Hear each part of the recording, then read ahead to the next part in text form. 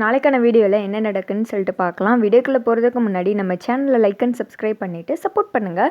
Video வந்துட்டு உண்மையாக ரொம்ப நல்லா இருக்குங்க. அடிக்கடி வந்துட்டு நம்மளை வந்துட்டு ஹார்ட் டச் பண்ணிடுறாங்கன்னு தான் சொல்லணும். அப்படியே அழுக வச்சிடுறாங்க மக்களை. ஃபஸ்ட்டு சீனில் வந்துட்டு வீரா வந்துட்டு சொல்லிகிட்டு இருக்காங்க, அம்மாவே போயிட்டா, இனி எதுக்கு நான் வந்துட்டு அங்கே போகணும், உங்களால் விட்டெல்லாம் பிரிஞ்சு என்னால் போக முடியாது, அக்கா வாழ்க்கை வேறு இப்படி இருக்குது அப்படின்ற மாதிரி சொல்லிகிட்டு இருக்க.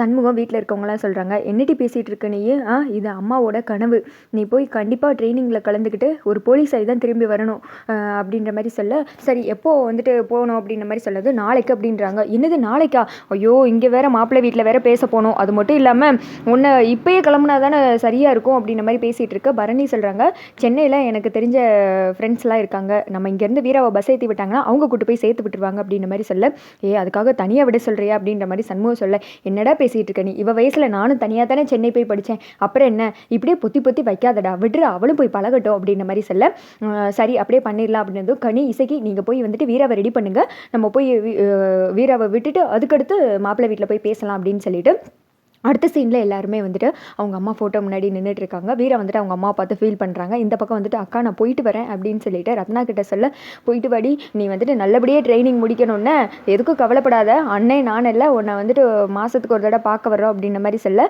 அடுத்து வந்துட்டு கனியை பார்த்து நல்லா படிக்கணும்னு அப்படின்ற மாதிரி வீரா சொல்ல, நான் நல்லா படிக்குங்கக்கா நீ கவலைப்படாத, நீ பார்த்து போயிட்டு வா அப்படின்ற மாதிரி வந்துட்டு கனி சொல்கிறாங்க. இங்கிட்டு வந்துட்டு இசைக்கு கிட்ட போயிட்டு வரேன்க்கா அப்படின்ற மாதிரி சொல்ல, பார்த்து ரெடி அப்படின்ற மாதிரி வந்துட்டு சொல்கிறாங்க. அதுக்கடுத்து அவங்க அத்தைக்கிட்டேயே சொல்லிட்டு அவங்க அப்பா காலில் விழுந்து ஆசீர்வாதம் வாங்குறாங்க. அவங்க அப்பா வந்துட்டு அழுகிறாரு, உன் அம்மாவோட கனவை நீ தான் நிறைவேற்றணும் அப்படின்ற மாதிரி சொல்ல, பரணியும் கட்டிப்பிடிச்சு நீ எதுக்கு கவலைப்படாத, நல்ல ஸ்ட்ராங்காரு அப்படின்ற மாதிரி சொல்ல, அவங்க அண்ணன்கிட்டே விழுந்து ஆசீர்வாதம் வாங்குறாங்க. அண்ணே கண்டிப்பாக என்னை பார்க்க வருவலண்ணே, அங்கே போச்சுன்னா 6 மாதம் கழிச்சு தான் இங்கே திருப்பி வர முடியும் அப்படின்ற மாதிரி சொல்ல, எத்தனை மாதம் ஆனாலும் பரவாயில்ல, நீ வந்துட்டு நல்லபடியாக ட்ரைனிங்கை முடி சரியா அப்படின்ற மாதிரி சொல்லிட்டு அவங்க அண்ணன் ரொம்ப ஃபீல் பண்ண ஆரம்பிச்சிடுறாங்க. அடுத்து வந்துட்டு எல்லாருக்கு வந்துட்டு பிரியா விடை கொடுத்து வீரா வந்துட்டு ஆட்டோ ஏற்றி அமுச்சு விட, இந்த பக்கம் வந்துட்டு மாப்பிள்ளை வீட்டில் காமிச்சிட்ருக்காங்க. பயங்கரமாக எல்லோரும் கோவமாக உட்காந்துக்கிட்டு இருக்கு. மாற்றி மாற்றி ஃபோனாக வந்துக்கிட்டு இருக்கு, என்ன பண்ணுறதுனே தெரியவே இல்லை அப்படின்னு சொல்லிட்டு வெங்கடேசனோட அம்மா வந்துட்டு புலம்பிகிட்டு இருக்காங்க. ஆமாம் பெரிய சீமையில் இல்லாத பொண்ணை கட்டிட்டு வந்துட்டு இப்போ அவமானப்பட்டுட்டு நிற்கிறது நம்ம தானே அப்படின்ற மாதிரி ஆளுக்கு புலம்பிகிட்டு இருக்க. ஆனால் அந்த பொட்டுக்கடலை இருக்க ஆத்தடியாத்தா அது நெட்டக்குக்கு அது மட்டும் உட்காந்து டீயை வந்துட்டு மடக்குன்னு வந்துட்டு மண்டிக்கிட்டு இருக்க உட்காந்து. அந்த இடத்துக்கு உடன்குடி அதுக்கடுத்து பரணி சண்முகம் எல்லாம் வர்றாங்க. அதை பார்த்தது எல்லாருமே கோவமாக பார்த்துட்ருக்காங்க. மாப்பிள்ளை மன்னிச்சிருங்க, எங்கள் சூழ்நிலை என்ன ஏதுன்னு உங்களுக்கு தெரியும்ல, அப்படி நடந்திருக்கக்கூடாது தான், மன்னிச்சிருங்க அப்படின்ற மாதிரி கேட்க, வேமா வந்துட்டு வெங்கடேஷ் செஞ்சு நிற்கிறாங்க. உங்ககிட்டலாம் பேச ஒன்றும் கிடையாது, தயவுசெய்து இங்கேருந்து போங்க அப்படின்ற மாதிரி சொல்லிடுற. பரணி சொல்கிறாங்க, என்னங்க நீங்கள் இப்படி பேச வந்திருக்கோம், இப்படி பேசலாமா அப்படின்ற மாதிரி சொல்ல, உங்ககிட்ட என்ன பேச சொல்கிறீங்க, ஊர்க்காரங்க முன்னாடி நாங்கள் அவமானப்பட்டு நிற்கிறோமே அப்படின்ற மாதிரி சொல்ல, இந்த திக்க வெங்கடேஷோட அம்மா சொல்கிறாங்க, நம்ம வச்சு கழுத்து எடுத்துட்டீங்கல்ல, ஊரில் வெளியில் தலகாட்ட முடியல, எல்லாரும் காரி துப்புறாங்க, நாங்கள் அப்படி என்ன ஆசைப்பட்டோம் சொல்லுங்கள், எங்கள் பையனுக்கு நல்லபடியாக கல்யாணத்தை முடிச்சு அவன் நல்லா வாழணும்னு ஆசைப்பட்டோம், எங்கள் பையன் விரும்பிட்டானேன்னு ஒரு காரணத்துக்கு தான் அமைதியாக இருந்தோம், எல்லா விஷயத்துக்குமே பொறுத்து போனோம். ஆனால் இப்போ பாருங்கள் உங்கள் தங்கச்சி என்ன பண்ணிட்டான்னு எங்கள் சொந்தக்காரங்கெல்லாம் வந்துட்டு நாக்கப்படுங்கிற மாதிரி கேட்குறாங்க, பெரிய ஊரில் இல்லாத ரம்பையாக்குவா அப்படின்ற மாதிரி கேட்க சண்முகத்துக்கோ வருது. பரணி வேமா கையை பிடிச்சிக்கிறாங்க.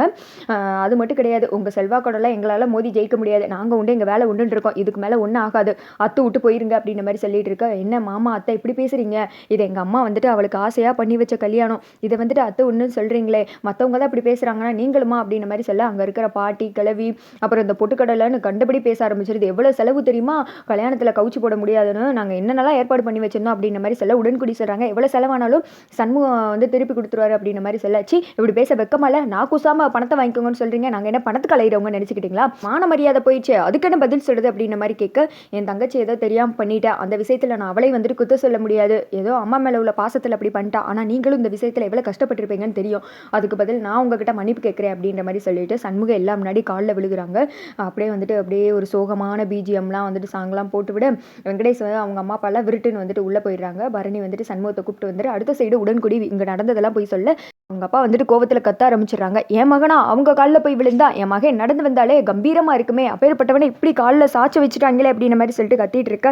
அண்ணே விடுனே, யாருக்காக விழுந்தா, தங்கச்சிக்கு தானே, அவள் வாழ்க்கைக்காகத்தானே விழுந்தா, விடுனே அப்படின்ற மாதிரி சொல்லிட்டு இருக்க, எப்படித்தான் விட முடியும் அப்படின்ற மாதிரி அவங்க அப்பா சொல்லிட்டு இருக்க. இந்த திக்க ஒரு அத்தனை சொல்கிறாங்க, அண்ணே அவமானப்படுத்தி தான், அப்படி ஒரு வாழ்க்கையே எனக்கு தேவை கிடையாது, எல்லாம் ஒன்னால தான், நான் படித்து சொன்னோம், ஆனால் அப்போ கேட்காம இப்போ வந்துட்டு சட்டம் பேசிட்டு இருக்க நீ அவனை பற்றி நல்லாவே தெரியும்ல. அவ ஒரு ஆள் அவங்கிட்ட போய் நீ சொல்லிட்டு வந்திருக்க, மாப்பிள்ளை கிட்ட ஒரு ஃபோன் பண்ணி சொல்லியிருந்தா இவ்வளோ தூரம் ஆயிருக்குமா பிரச்சனை அப்படின்ற மாதிரி சொல்ல இசைக்கு சொல்கிறாங்க. அந்த நகை மேட்டர்லேயே வந்துட்டு இப்படி ஆச்சுலக்கா, நீ ஏங்கா அவங்கிட்ட போய் சொன்ன அப்படின்ற மாதிரி கேட்க, ஏதோ தெரியாமல் பண்ணிட்டேன்டி, ஆனால் அவர் இப்படி பண்ணுவாருன்னு நினச்சி கூட பார்க்கவே இல்லை, நம்புற மாதிரியே பேசினார் அப்படின்னு சொல்லிட்டு கனியும் சொல்கிறாங்க.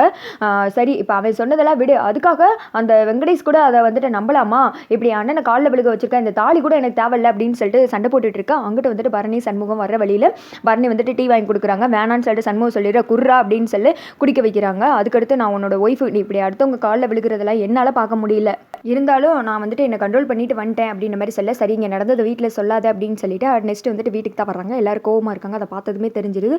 சரி வீட்டில் இருக்கவங்க எல்லாம் தெரிஞ்சு போச்சு அப்படின்னு சொல்லிட்டு என்னென்ன பண்ணிட்டு வந்திருக்கு அப்படின்ற மாதிரி ரத்னா கேட்க, அது வந்து மாப்பிள்ளையிட்ட பேசிட்டு வந்தோம் அப்படின்றாங்க. நீ அவன் காலில் விழுகலை சொல்லு, விழுந்தியா அப்படின்ற மாதிரி கேட்க, அதெல்லாம் இல்லை அப்படின்ற மாதிரி சொன்னது, என் தலையில் கை வச்சு சத்தியம் பண்ணு அப்படின்ற மாதிரி சொல்ல கை எடுத்துடுறாங்க. ஏன் இப்படி பண்ண அப்படின்னு சொல்லிட்டு அழுக, என் தங்கச்சிக்காக நான் என்ன வேணுமா பண்ணுவேன் அப்படின்ற மாதிரி சண்முகம் சொல்ல, அதோட பார்த்தீங்கன்னா இந்த வீடியோ வந்து முடிஞ்சிருது.